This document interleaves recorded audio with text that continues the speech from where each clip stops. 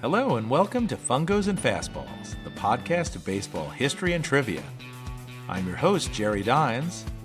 Let's jump into today's episode.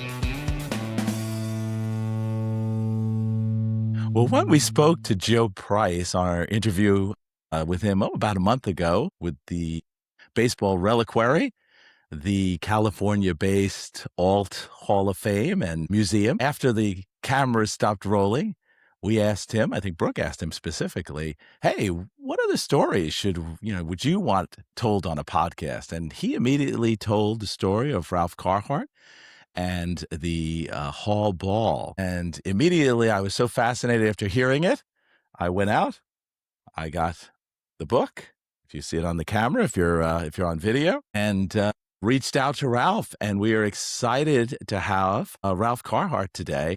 Ralph is a baseball historian. He is contributor to 4 volumes on player biographies for the Society for American Baseball Research, or SABR. And he's the author of the book that I really enjoyed, The Hall Ball, One Fan's Journey to Unite Cooperstown's Immortals with a Single Baseball. Ralph, thanks so much for coming on today. I am thrilled to be here, Jerry. I'm very excited to talk to you. Thank you. Thank you. Ralph, before we start, we ask all our new guests, how did baseball find you? How'd you get into baseball as a kid or adult? Favorite team growing up? So my baseball story is this. I was a Yankee fan growing up because my dad was a Yankee fan. He coached my little league team. And that was sort of how I fell for the game. Things changed around 1984. 2 things happened simultaneously. He hit puberty and had to reject everything my father stood for. And the Mets got good. So I became a Mets fan around 84, 85. Got to enjoy the championship in 86. Thought it would be like that every year. Still waiting. I fell out of love with baseball around 1994. I had just graduated from college. I was looking for work in the industry that I work in theater, and I was really focused on that. And while that was happening, the strike occurred, which sort of soured me and a whole lot of baseball fans against baseball at that time. So I didn't actually pay any attention to baseball for about 5 or 6 years, 1994 to about 1999. Then in 99, I moved to New York City. I got a job working for the Calvin Klein company at their world headquarters. And the person who runs the company, which is not Calvin Klein, it's a gentleman by the name of Barry Schwartz, had a box at Yankee Stadium that when he did not use it, he let his employees have the tickets. And one night his secretary called my office and said, "We got these tickets. Do you want them?" I had never been to Yankee Stadium as a kid, even when I was a Yankee fan. I grew up upstate. My parents weren't the sort of people who made that drive down to New York City. I'd gone to Shea Stadium a couple of times after, once I became a Mets fan and I got a little older, I came down with friends. But I decided I would take Mr. Schwartz's tickets and go to Yankee Stadium and check it out because I'd never seen it. And by the time I left there that night, every nostalgic memory for how amazing the sport is kind of just smacked me in the face all at once. And there was no turning back from there. From that moment in 1999, I've just sort of charged ahead, trying to absorb as much baseball as I possibly could. And you forgave them for the strike. I did. Well, it helped that the year before you had Ripken breaking the streak, which was a huge sort of balm to help the baseball fans feel a little bit better about the whole thing. Then, of course, for better or for worse, we had the McGwire and Sosa home run battle. Baseball, there was a lot that happened in a very short period of time, right when I was open and available to it, that it brought me back in. So. Fantastic. I just love hearing those stories. Now, before we get into the specific details, give us just an overview of what the Hall Ball Project was. Oh, the Hall Ball Project. The Hall Ball Project was a combination of 2 things that I really love to do. And one is anything baseball, and the other one is visiting cemeteries. And I know that sounds weird. It came from amongst my other little hobbies, I'm a genealogist, and it came from sort of studying my family's background and the family tree, and doing that research, which any genealogist will tell you means you end up in a cemetery quite often. That's where that research is done, right? And I just fell in love with them. They're, especially I was living in New York City at the time. I'm in Central Jersey now, but I was living in New York City at the time, and yes, New York City has parks, right? There's Central Park. There's lots of parks. New York City gives these opportunities for its denizens to get away from the city aspect of life, but there was something really special about the big historic cemeteries, Greenwood and Calvary, the ones that we've got here in the city. They were designed to be parks, right? Greenwood in particular was supposed to be an urban park. People would go to Greenwood on Sundays and have a picnic with their kids, and while they played around the tombstones, that was its intention. And I found the unlike the parks that are actual parks in New York City, there was this quiet that is something I truly appreciate. I'm a person who likes quiet, which is challenging when you live in New York City. But if you're standing in the middle of Greenwood in Brooklyn, that's a place in the five boroughs where you can actually find it. And so it became very appealing to me just to spend time in a cemetery. And the idea was kind of born from that, specifically because my wife at the time, Anna, and I, we were in Cooperstown. We were there for an event. They do this really fun thing during the All-Star game at the Hall of Fame. They show the game in one of the theaters, and they do trivia in between innings and give out free food, and it's a real fun thing. And we were there for that, but we were early. So because we had been doing all this genealogical research and spending all this time in cemeteries, we decided to hit one of the cemeteries in Cooperstown. And while we were there, Anna found a tombstone for Abner Doubleday. Now, it's not our Abner Doubleday. He's actually buried in Arlington. It's Abner. It was Abner's grandfather. But that sort of seeing that name written in stone is sort of the thing that got the wheels turning as to the idea of what would it take to visit all of the graves of the members of the Hall of Fame. And that was sort of the genesis of the idea. It grew from there. It became more than that as the idea started to, simmer in my mind. But that was really the start of it all, was seeing Abner Doubleday's name written in stone in Cooperstown. Now, you said in the book you were a little terrified of graveyards as a kid, though.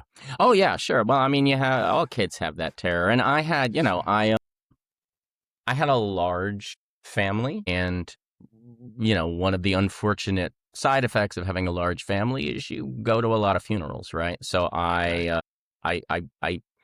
spent a lot of time in cemeteries that most little kids didn't, right? So I over time ended up building up like this kind of a fear of them, that once I was an adult and, I wasn't afraid of ghosts or anything anymore, that it went away and was replaced by my appreciation for quiet.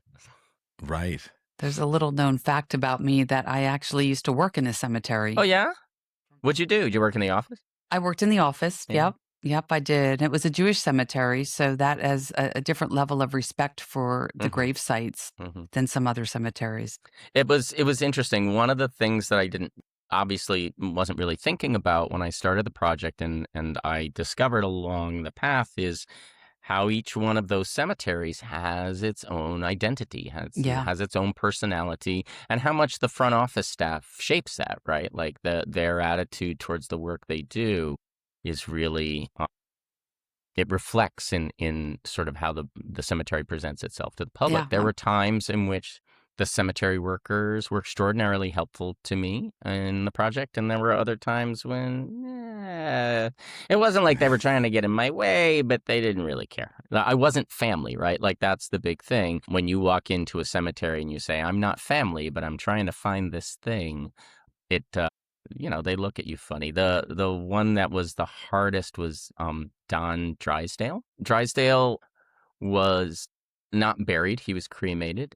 And I chose for the folks who were cremated for the project rather than visiting their grave, which is, we haven't gotten to this part of the story yet, but ultimately I decided to go and visit all of the graves, right? And for the folks who didn't have graves because they were cremated, or like in the case of Roberto Clemente, their body was lost at sea, I created a symbolic picture and had that picture as the stand-in for the purposes of my project, which involved taking a photograph of each one of the graves. And the symbolic picture I took of Don Drysdale was a columbarium. It's a place where they put ashes at a cemetery in Los Angeles, and you were really only allowed into that building if you were a relative. And so I lied and said that I was a nephew of Don Drysdale so that I could get in there and get that picture. The funny thing is he's not even there anymore. His ashes were in there for a few years, and then his family came and took them away, and I don't know where they ended up.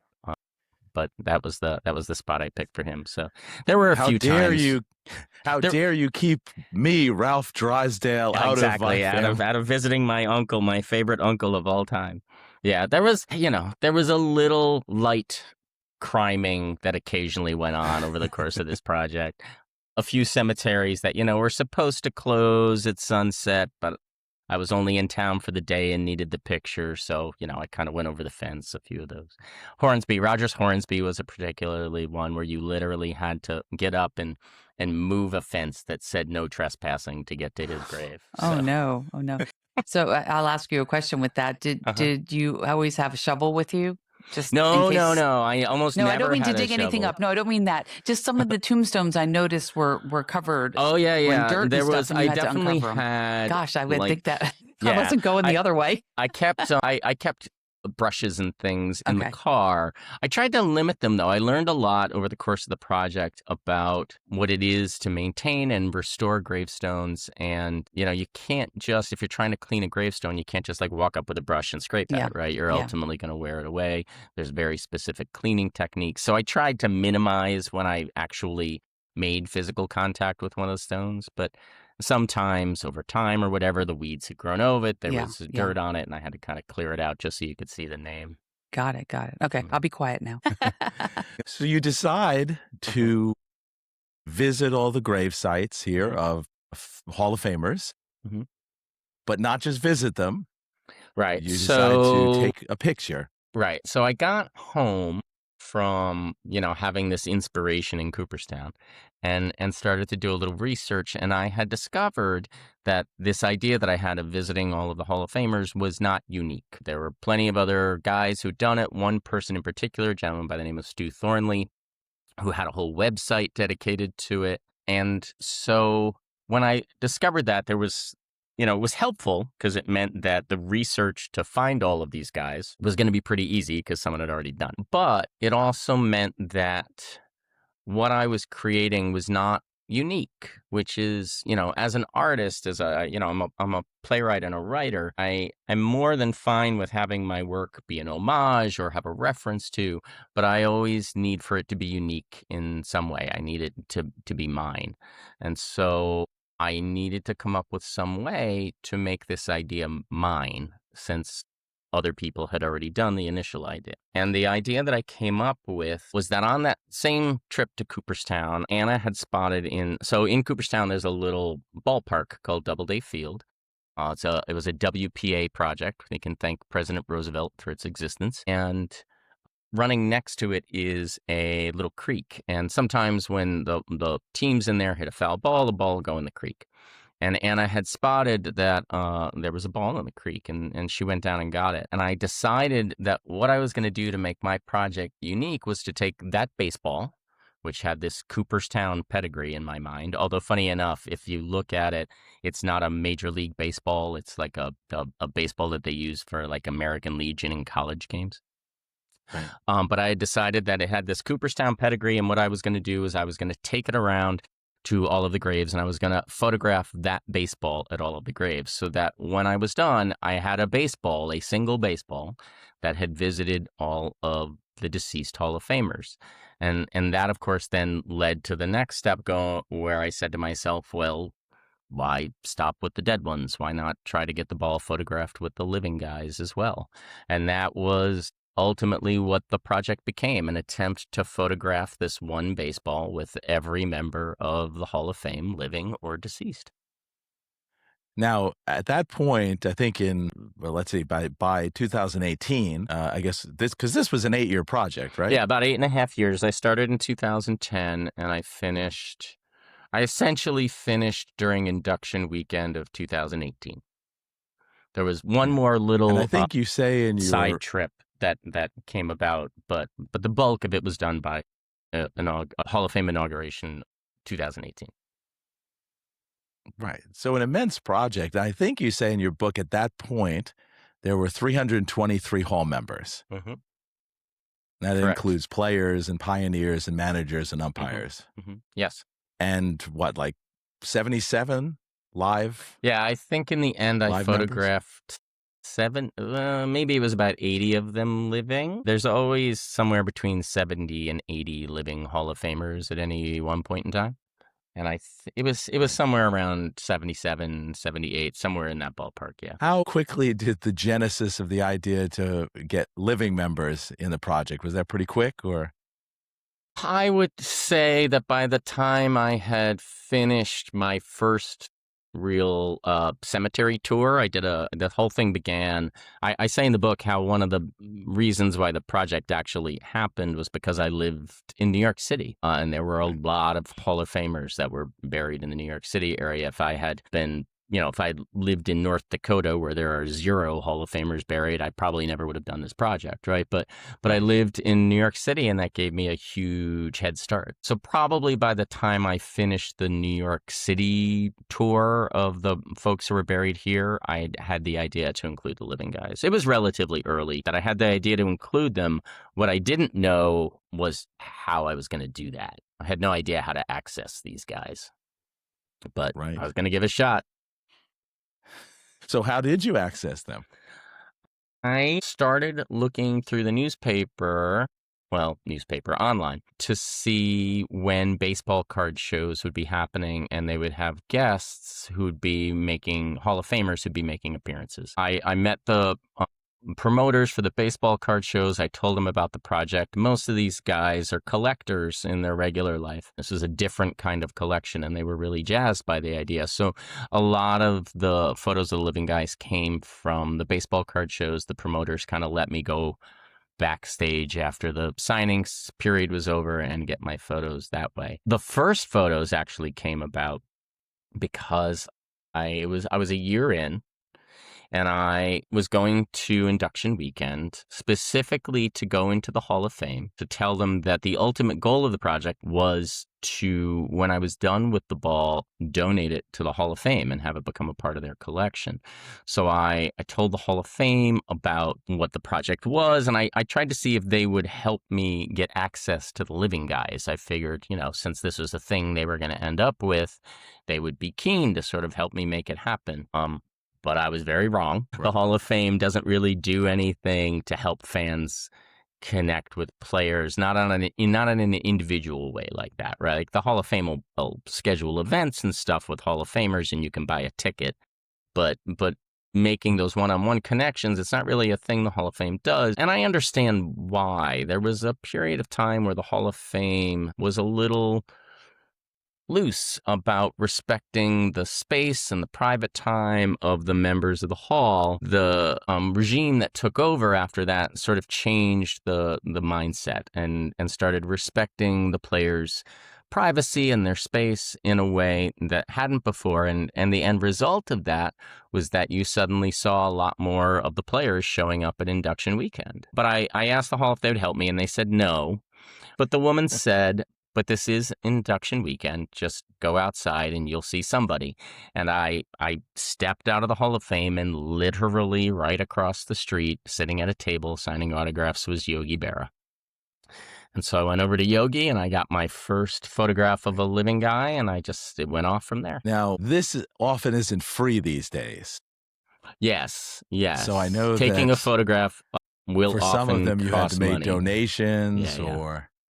Yeah, Yogi was the best because the way he did it was he had a little can out in front of him that was a donation can that he was going to give the money away to some local baseball program. It didn't really matter he wasn't doing it for the money. So I stuck $5 in the can and I took my photo. But a lot of the pictures I did get for free because of those connections with the show promoters. They made it happen. There were a small handful that I did ultimately have to pay for because the player absolutely refused to let me take his picture without paying for it. So there were a couple of those, but I would say 95% of the photographs of the living guys were free. The only thing I spent was a lot of time. There was it involved a lot of patience of sitting around and waiting for them to be ready for me, right? Like they were there to do a job. They were signing autographs. They were meeting and greeting people who did pay for the privilege. So I was last. I had to kind of just sit and wait for them to be done with everything else. And then I got my turn. I noticed a lot of the players in the book have very similar faces of like, yes, it's like, I'm smiling. I'm not quite sure what I'm doing, but I'm smiling. There's it's a combo for them, right? Part of it is that they've got a bit. They've got a routine, especially guys who, were elected to the Hall of Fame 30 years ago. There's a thing they do with fans, and it's just comfortable for them, right? But I did occasionally get a little pushback only because what I was asking for was not something that anyone else had asked for. One of the things I haven't mentioned yet is that I did not want the players to autograph the ball. I didn't actually want any autographs on the ball. Part of the point of the project was to unite all of the members of the Hall of Fame, and autographs would separate them because I wouldn't be able to get the autographs of the 200 and, whatever it was, 30 guys who were deceased, right? And I didn't want that. I didn't want that differentiation. I wanted the ball to sort of have the same energy for each of them. So I wasn't asking for autographs, which is not something that ball players are used to. They're used to someone sticking in a ball in their face and asking them to sign it. And I put a ball in their face and said, no, I just want to take your picture of you holding it, right? So for some of them, it was an odd experience. They didn't know what to make of me. Well, it seems like there's a gimmick. Like, what's this guy's gimmick? I think I think Jack Morris had the comment after you left. What the hell was that? What the hell was that? Right? Yeah. And Don Sutton thought you were a squirrel. Don Sutton thought I was crazy. He thought I was crazy. He I called think me you're a squirrel. Yeah, he wanted to do a competency exam before he'd let me take the picture. He had to ask me a bunch of questions to make sure I wasn't dangerous.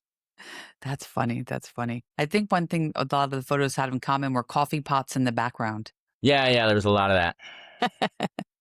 The back room of those baseball card shows usually smells like coffee. Well, I'm going to ask you a few questions here. You mentioned your first signature, Yogi. Some of your favorites? First photograph, no signature. Yes, I'm sorry. That's right. First photograph. Some favorite moments? Ernie Banks was a favorite. Most of the exchanges took like less than 30 seconds. I did the wrap. I told the ball players what I was doing and what the project was, and they either said okay, sure, and let me take the picture, or they didn't, and then I had to find another way, right? Ernie Banks kept me in the room for about 15 minutes chatting with me about baseball. And to spend 15 minutes of your life talking to Ernie Banks about baseball, that made the whole thing worth it. Yeah, Ernie was a great one. Ernie was a really great one. Lou Brock also spent some time. Yeah, Lou Brock with you, right? spent a lot of time with me, although his reason was different. Lou Brock wanted to make sure his hair looked good. I had to, most of the guys I snapped off like 3 or 4 quick photographs and moved on. I have probably like 20 pictures of Lou Brock because he didn't like the way his hair looked. He was having a bad hair day, so he made me keep taking different pictures till he liked his hair. Any really nice experiences?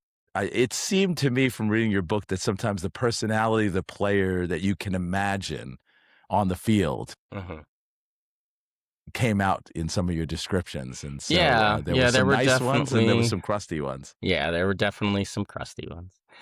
Which depended on how I was feeling on any given day, because there were some times when the crusty guys made me just laugh and be like, oh, that's just Reggie Jackson being Reggie Jackson, right? And then sometimes they were, I walked away going, wow, Johnny Bench is really a bit of a jerk. Like, it really depended.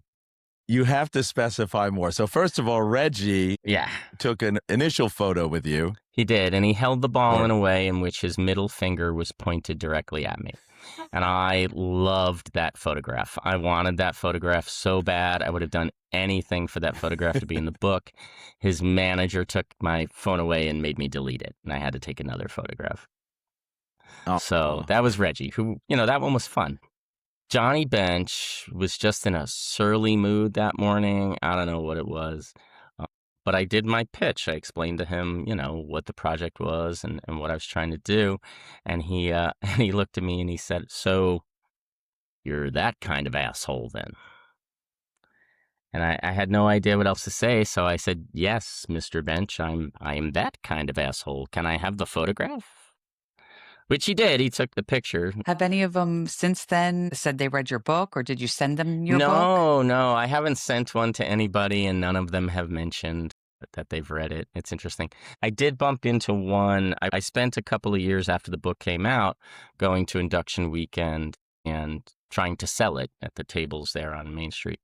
And one of them came by and saw the book at one point. I think it was Sandberg. It might have been Ryan Sandberg. And made a comment about it, but no one has reached out to me outside of that. No. Well, this podcast, I'm sure I know they're all be... listening to this, so I'm going to get it. 230 phone calls as soon as this. It's going to be amazing, amazing. Yeah. You're going to get the new Hall of Famers reaching exactly. out. That's right. Can I take a picture? I stopped in 2. 2018. There's 8 years worth of guys now, right? I know. I am sure Derek Jeter, knowing his personality, will reach out to you. I have to be honest, super grateful to be done before Jeter got elected, because I knew that was a photograph I was never going to be able to get. So. You'd have to stand in like the crowd and sort of hold your ball up with him on the stage. I in did the that. Background. So one of the people, there were 5 guys I didn't get a photograph of holding the ball, and one of them was Tom Seaver. I did go to an event that Tom Seaver was at, and I tried to get him holding the ball, but it was all very rushed and he went by too quickly and he didn't. So that's what I have, is actually a picture of me holding the ball as Tom Seaver walked by. I didn't include that one in the book. I didn't think it counted. Who were the others? Ken Griffey, right? The other ones I did not get were Seaver, Griffey, Koufax, Mays, and McCovey.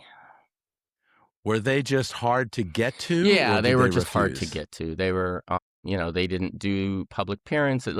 Griffey had, he wasn't even elected until, I was almost halfway done with the project.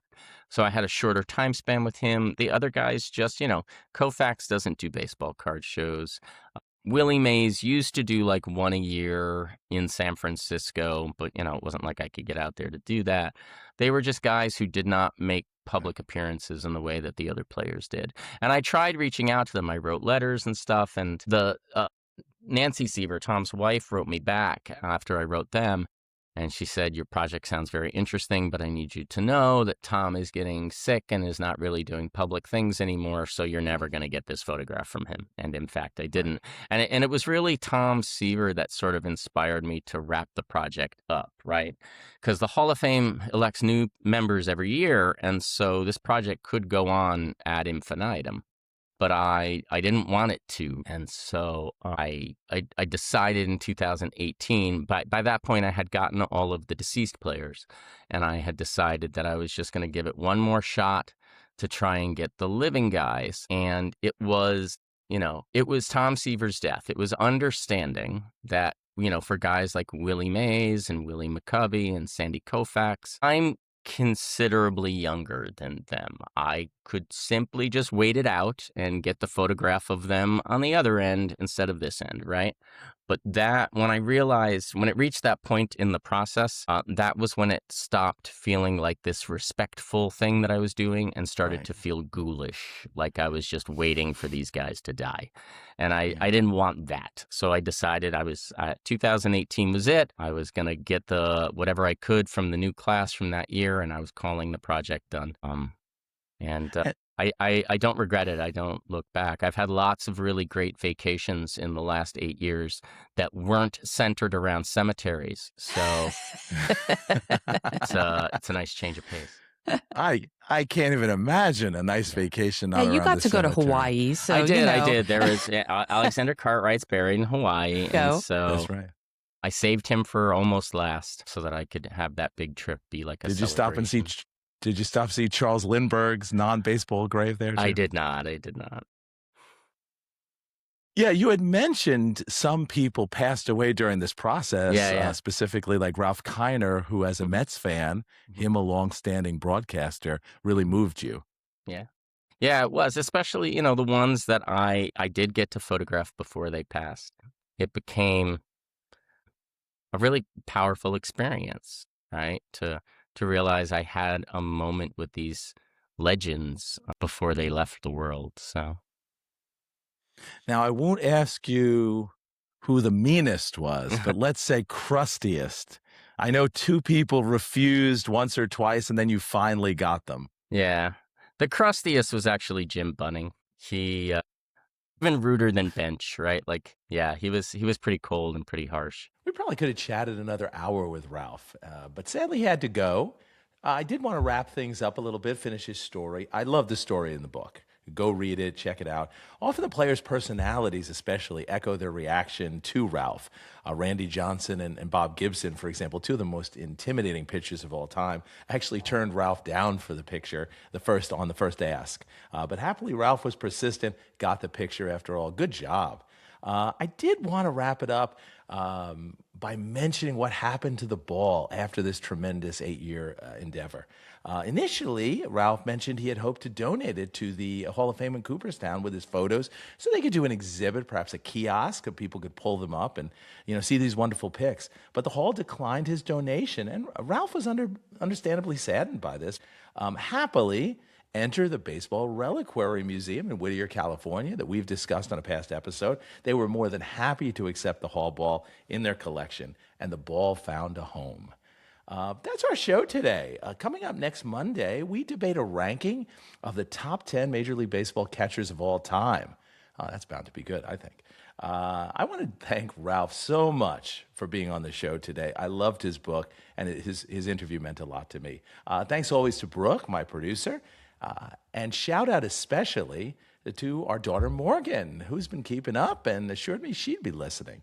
And we're always happy you're listening. Hope you'll keep listening. Don't forget to subscribe on YouTube, where you can watch our videos, and or subscribe on your favorite podcast platform. Heading back to the locker room, this is Jerry Dines and Fungos and Fastball.